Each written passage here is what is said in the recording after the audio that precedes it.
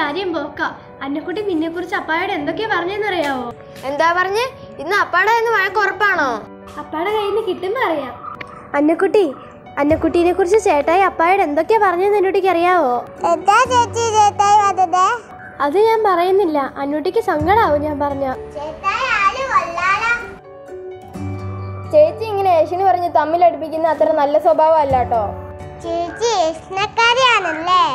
നമുക്ക് നമ്മുടെ ബന്ധങ്ങളെ ബഹുമാനിക്കാം. ഈ ക്രിസ്മസ് കാലഘട്ടത്തിൽ ആരുടെയും കുറ്റം പറയാതെയും ഏഷണി പറയാതെയും നമുക്ക് നമ്മളെ തന്നെ നിയന്ത്രിച്ചുകൊണ്ട് ജീവിക്കാൻ നമുക്ക് പരിശ്രമിക്കാം. ഇന്നത്തെ സുഹൃദേവം: പാപികളെ തേടി വന്ന ഉണ്ണീശോയെ, പാപിയായ എന്നിൽ കനിയണമേ.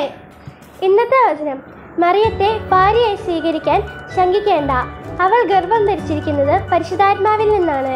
വിശുദ്ധ മത്തായി 1:20.